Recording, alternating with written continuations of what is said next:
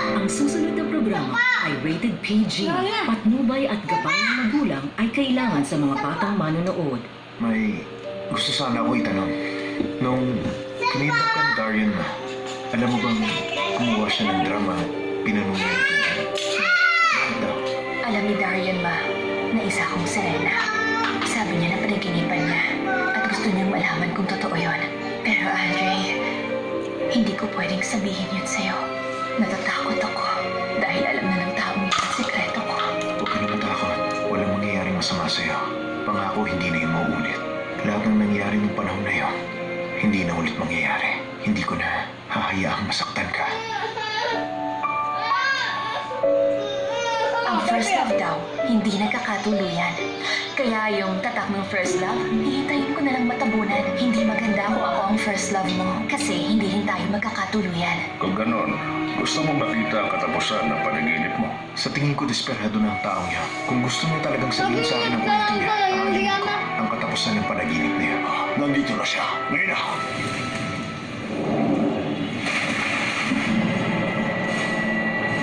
Pakiusap, bumalik tayo. Meron lang sana akong kailangan gawin. Hindi na maaari. Nakataya ron ang buhay niya. Kailangan niya ako dun ngayon. Magpakawala ng mga palaso!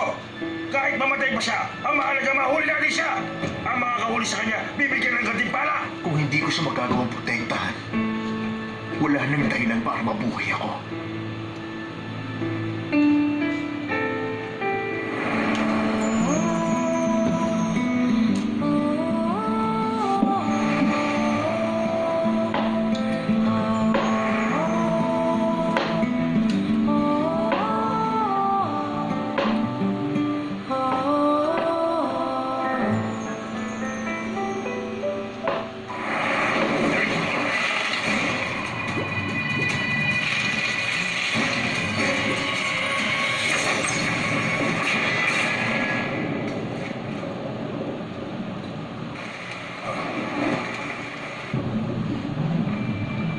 Bakit kayo tumigil? Akin na yan!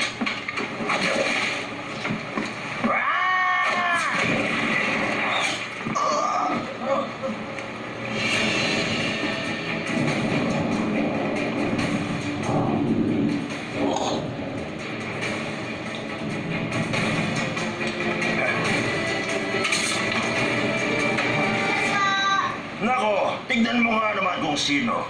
Ang aming punong...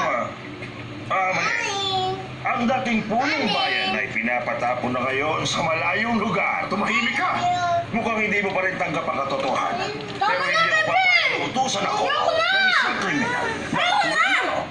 Ako si Yun Kim, ang namamahalang opisyal. Anong ginagawa niyo sa gitna ng dagat ng ganitong oras ng gabi? Ang mga mangangaso ay nangangaso sa gubat. Ang mga mangingisda, nangingisda sa dagat. Iyon naman ang dapat, hindi ba?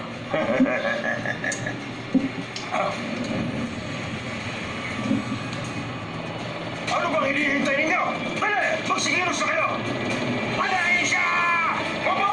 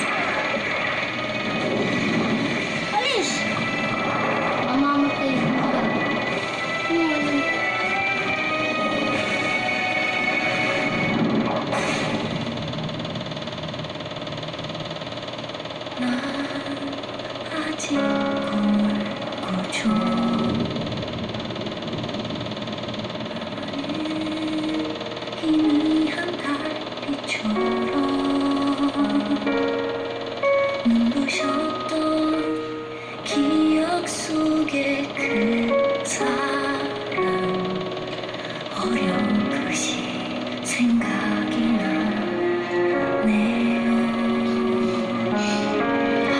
바람에 흩날리는 꽃잎에 따뜻한 그대의 향기를 느끼고 스쳐 지나가는 듯한 짧았었던 인연이 이제 내 전부인 걸요. 같은 하늘아 그대와 함께 있다는 걸 지워질까 두려운 거죠.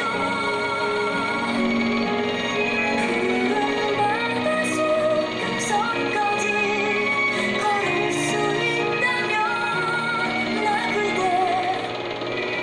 손 놓지 않을게. Nagpamatay din siya.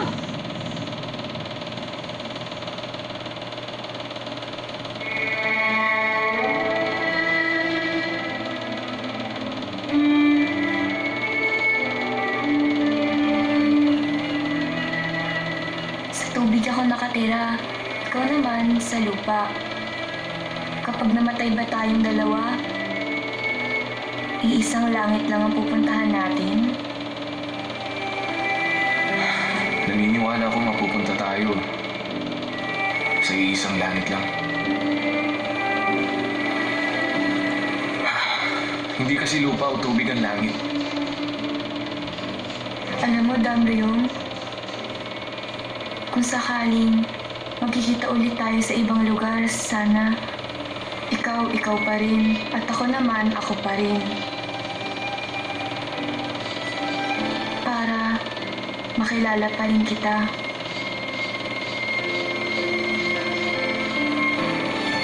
Gusto ko yan. Pag nagkita ulit tayo, ikaw ay ikaw at ako pa rin. Maaalala pa rin kaya natin ang usapan natin ito?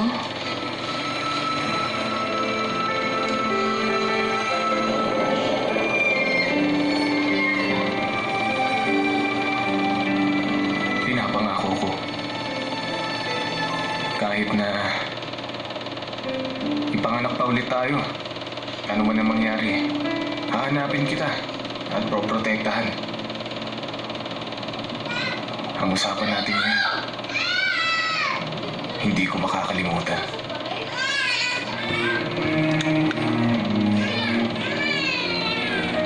Guys.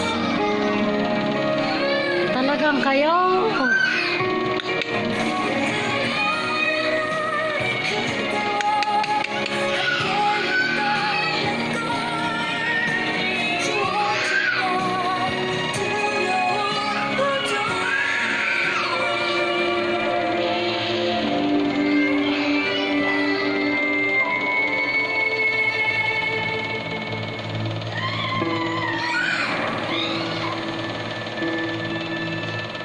Andre.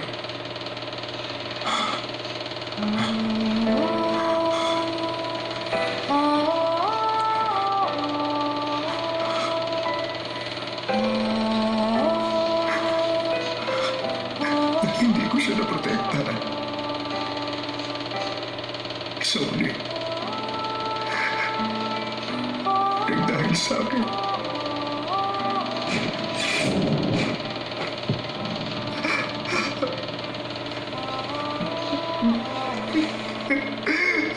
Dahil di ko siya naprotektahan.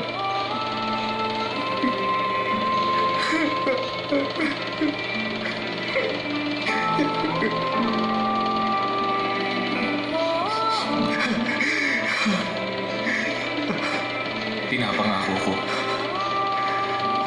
Kahit na ipanganak pa ulit tayo, ano man ang mangyari, hahanapin kita at poprotektahan. Matapos ko ang usapan natin ngayon, hindi ko makakalimutan. Ipangako sa kanya yun.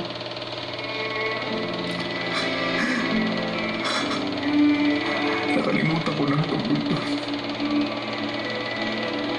Kahit pa pinanganak siya ulit. At hinanap niya ako. Natagpuan niya ako. At minahal ulit niya ako. Hindi ko pa rin nagawa ang ipinangako ko. Pinaiyak ko lang siya. Hindi ko man lang nagawa. Protektahan na rin man sa mga ito.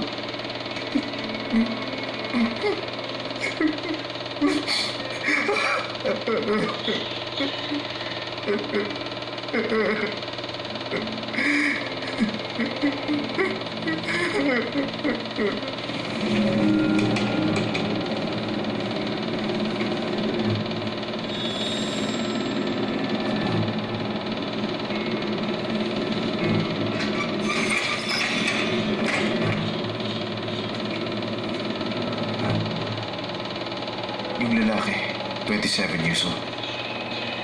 Kaparehas lang ng edad ko ngayon. Natrap yung babae sa net. Namatay yung lalaki habang nililigtas siya. At yung babae, sinaksak ang sarili gamit yung harpoon. Na pumatay sa lalaking mahal niya. At yun, ang katapusan ng storya nila.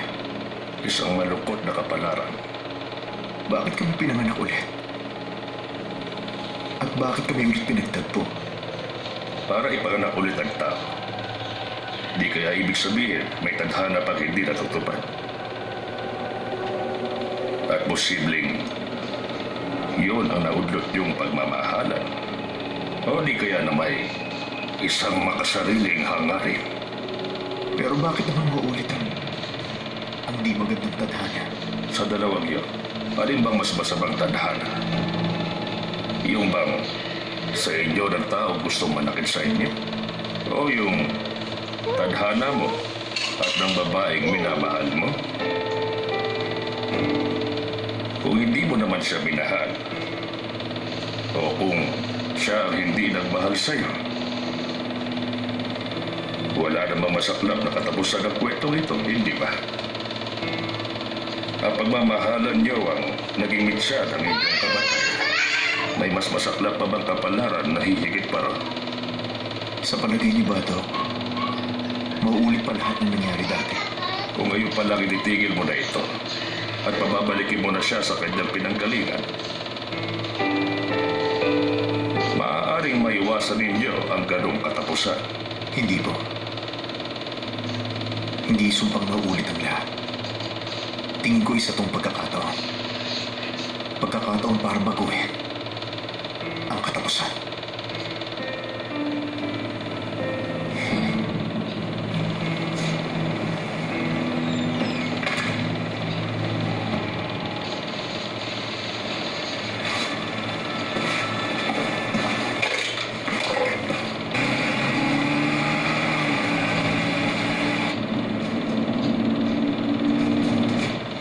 Sa palagay mo ba, kaya mong baguhin ang nakatakda? Sigurado akong may dahilan, kaya naalala ko lahat. At ngayon,